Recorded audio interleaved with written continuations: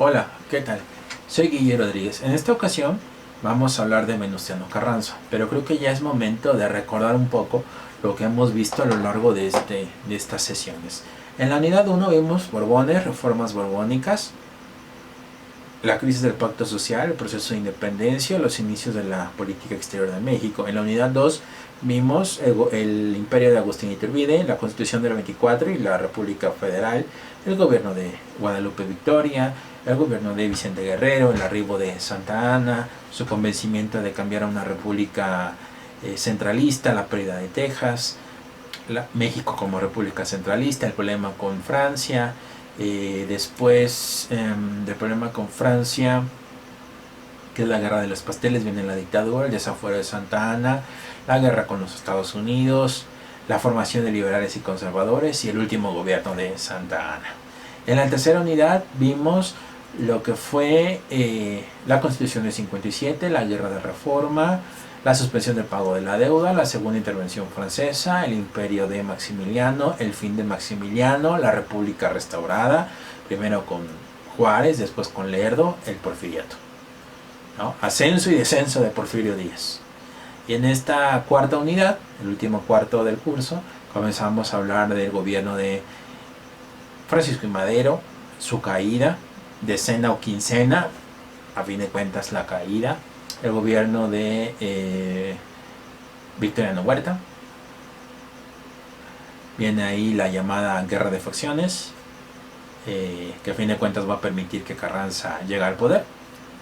Platicamos también lo que fue la constitución, bueno, obviamente en 1916, el año del ataque a Columbus, el borrador de la, bueno, cuando se reúne el Congreso Constituyente, el telegrama Zimmerman y en el Inter, pues la jura de la Constitución de 1917. Bueno, ahora voy a hablar del gobierno de Venustiano Carranza. Venustiano Carranza, repito, gobernará de 1917 y en teoría tenía que terminar en 1920. Pero no pudo terminar, puesto que en mayo del 20 lo terminan matando. Al principio, Carranza contaba con el apoyo de Álvaro Obregón. Álvaro Obregón se había convertido en su ministro de guerra. Álvaro Obregón también tenía anhelos por convertirse en presidente de la República. Digamos que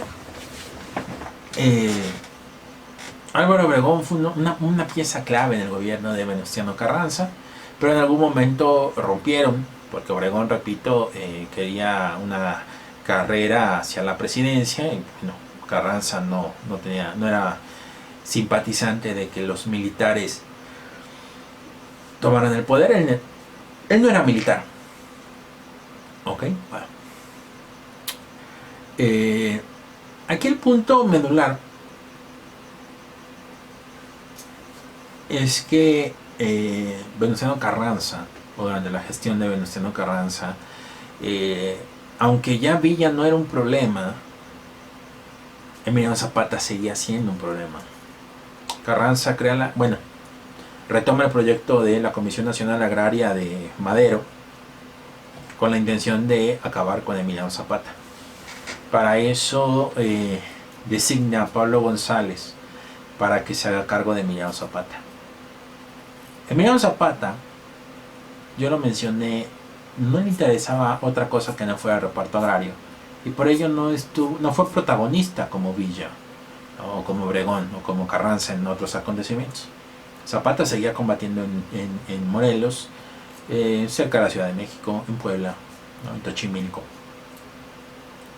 Bueno, Pablo González tenía un subordinado, Jesús Guajardo, quien se daba la tarea de combatir a los zapatistas en Morelos.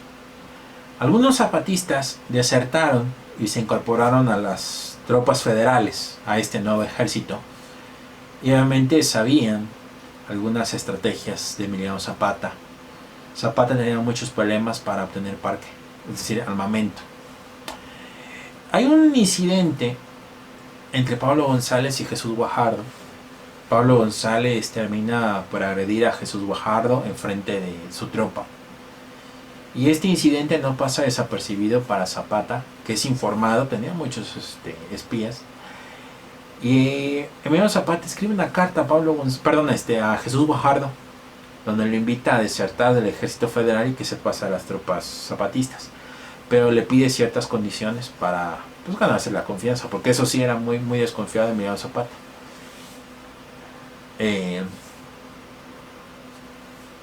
Zapata le pide, pues obviamente que se fusilen 100 antiguos zapatistas, que le entregue armamento, en fin. Y esta carta es interceptada por gente de Pablo González. Y Pablo González, con la autorización de Carranza, se acerca con Guajardo y dice: con esta te fusilo, pero necesito que hagas lo que dice esta carta para ganarte la confianza de Emiliano Zapata, y en su momento lo matamos. Tal cual. Jesús Guajardo comienza a cumplir, le manda obviamente mensajes a Zapata cumpliendo lo que pide Zapata en la carta, hasta que finalmente se encuentran. Emiliano Zapata se convence, ¿no?, de que puede confiar en Jesús Guajardo, y finalmente deciden encontrarse nuevamente para el 10 de abril de 1919 en la hacienda de la Chinameca. Cuando Zapata llega y está hablando con Guajardo, unos vigilantes se acercan con Guajardo y le dicen que han visto movimiento de tropas federales. Emiliano Zapata decide patrullar para cerciorarse de que hay o no hay tropas federales. Al final solamente había sido una falsa alarma. Mientras Zapata se encontraba, digamos, patrullando, Guajardo va a preparar el fin de Emiliano Zapata. Emiliano Zapata llega a la hacienda después de patrullar y recibe una invitación de Jesús Guajardo, que lo esperaba para almorzar. Emiliano Zapata entra a la hacienda de la Chinameca sin saber su destino. Cuando él va entrando, hay una comitiva, hay unos soldados que están pues presentando honores. Suena el clarinete, presentan armas. Segunda vez que suena el clarinete. Obviamente eran señales para los propios soldados de Guajardo para prepararse para lo que venía. Tercer disparo, tercer toque de clarinete, y empiezan los disparos en contra de Emiliano Zapata. Emiliano Zapata muere, su cuerpo es exhibido en Cuautla, y a partir de ahí muchos zapatistas crearán el Partido Agrario o el Partido Agrarista, que después se va a sumar al Partido Nacional Revolucionario o el abuelo del PRI. Con este incidente, o con este hecho consumado de haber matado al caudillo del sur, Pablo González considera que ha hecho lo suficiente para contar con el apoyo de Carranza en la sucesión presidencial, pero Carranza tampoco simpatizaba con la idea de Pablo González. Carranza realmente quería designar a un civil que había sido embajador de México en los Estados Unidos, de nombre Ignacio Bonillas, mejor conocido como Flor de Té, porque es el típico mexicano que tras una estancia en Estados Unidos regresa y le cuesta trabajo hablar el castellano. Flor de Té era un personaje, una china que había, bueno, era una obra de teatro, y la protagonista era una china, una chinita, decían. No quiero que se me malinterprete con tintes xenófobos o racistas, sino simplemente explico el origen de Flor de Té. Y obviamente esto no va a ser ni del agrado de Obregón ni de Pablo González. Obregón inclusive ya para ese momento ha iniciado su campaña a la presidencia. Obregón se ha hecho millonario en gran medida a la producción del garbanzo, y él inicia su campaña, y Carranza hace lo necesario para eliminarlo. Se prepara un juicio en Ciudad de México. Obregón es vigilado desde que sale de su casa o cuando llega a su casa, en fin, muy de cerca por gente cercana a Carranza, y Obregón va a escapar gracias a sus contactos con ferrocarrileros y carboneros. Pero para poder entender por qué es que logra escapar, es que ahí comienza a darse un conflicto con el gobierno de Sonora, del estado de Sonora, contra el gobierno de la federación. Estamos hablando que el gobernador Adolfo de la Huerta se enfrenta a Venustiano Carranza. Inclusive Carranza está a punto de disolver los poderes en Sonora. Al mismo tiempo aplica la de dividir y vencerás, pero pues no la consiguió. De mover a Plutarco Elías Calles como ministra de Fomento sin saber que el ingreso de petróleo que manejaba el ministro de Fomento sería utilizado para la rebelión. Una vez que Obregón logra escapar de la Ciudad de México, o escapa a la Ciudad de México y se refugia en Chilpancingo, se publica el famoso Plan de Agua Prieta, donde se reconoce a Adolfo de la Huerta como el presidente y Plutarco Elías Calles como el responsable de las tropas. Carranza, al ser informado de lo que implica este famoso Plan de Agua Prieta, Carranza ordena lo mismo que hizo en 1914, que todo el Estado mexicano sea colocado en los trenes con destino hacia Veracruz. Porque obviamente consideraba que en Veracruz podía estar a salvo. No habían salido de la Ciudad de México cuando ya comenzaba a ser atacado por el ahora general Jesús Guajardo, el propio Pablo González, algunos zapatistas.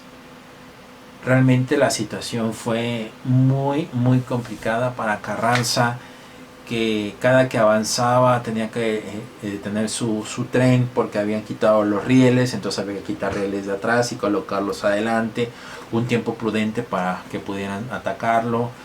Se dio cuenta de que había mucha gente inocente que moría, así que cerca de Puebla decide continuar caminando o a caballo, dependiendo de las circunstancias.